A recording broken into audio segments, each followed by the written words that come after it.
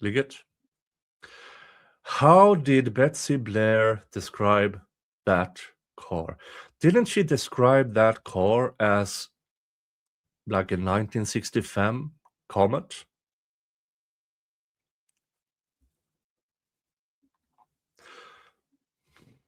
Not a black Ford Focus.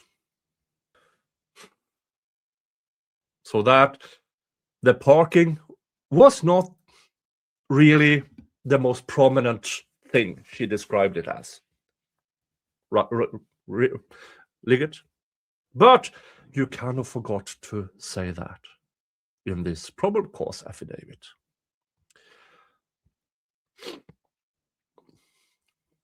Investigators received a tip from Terry Wilson, in which he stated he was on his way to Delphi on State Road 25 around 2:10 on February 13th, 2017. He observed a purple PT Cruiser, or a small SUV type vehicle parked on the south side of the old CPS building. Folks, you do not mistake a PT Cruiser for anything else than a PT Cruiser.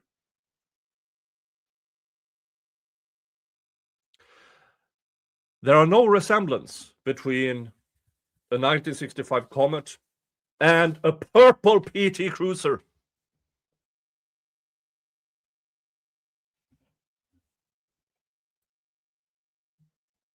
He stated it appeared as though it was backed in as to conceal the license plate of the vehicle.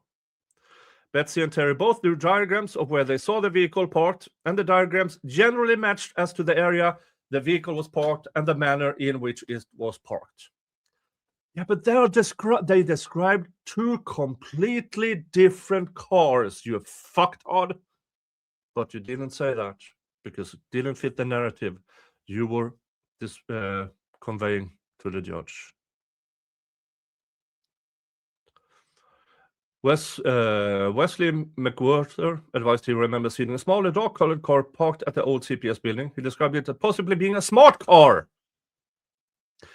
So now you have PT fucking Cruiser, 1965 Comet, and a fucking smart car. None of those look the same. And none of them look like a fucking black Ford Focus.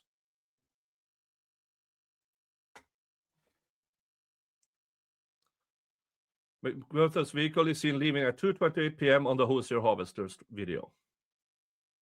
Investigators spoke with Sarah Carbaugh, who stated that she was traveling east on 300 North on February 13th, 2022, and observed a male subject walking west on the north side of 300 North, away from the Monon High Bridge.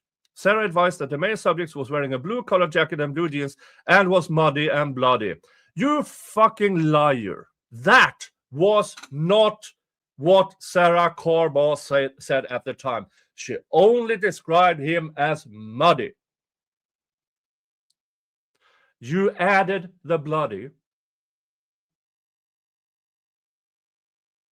because it fitted your narrative.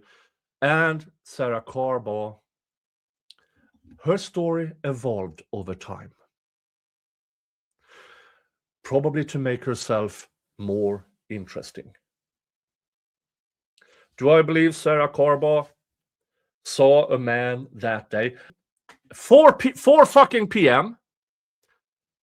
A person muddy and everything on the fucking what is it?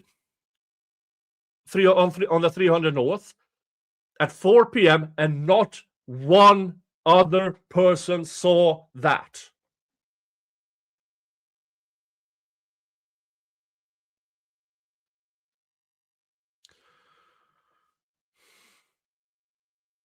She further stated that it appeared he had gotten into a fight.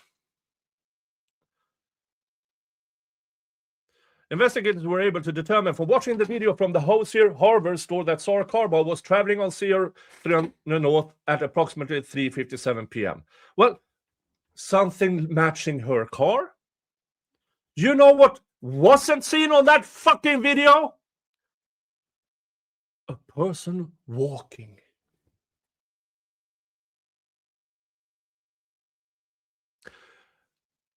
Through interviews, electronic data, photographs, and video from the Hosier harvester, investigators determined that there were other people on the trail that day after 2:13 p.m.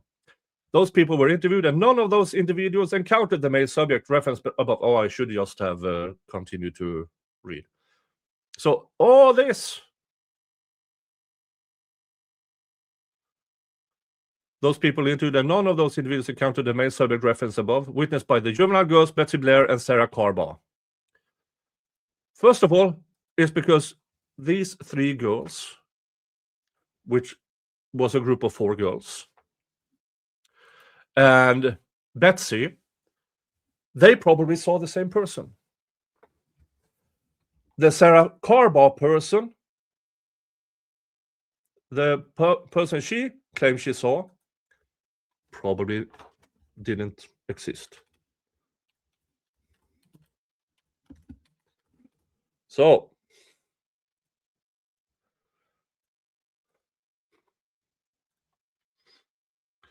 the person Betsy described is the person here. The person Sarah Carbaugh saw described here.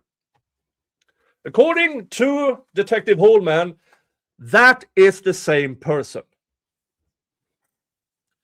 But you have to excuse Detective Holman because he is a less functioning imbecile who somehow was positioned in the into law enforcement.